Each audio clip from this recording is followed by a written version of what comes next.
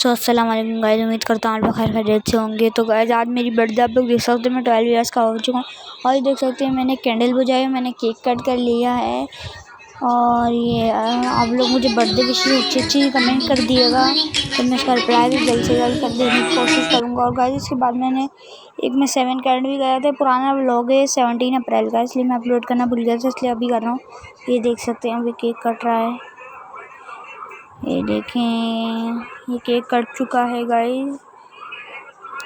ये मैं करीब से दिखा देता हूँ आप लोगों को, देख सकते हैं आप लोग, ये मेरा नाम भी लिखा हुआ है। ये केक है, ये मैं 12 ईयर्स का हो चुका हूँ, ये मेरा नाम लिखा हुआ है। पीछे की तरफ HBD था होगा, ये मेरे तीनों गिफ्ट्स हैं।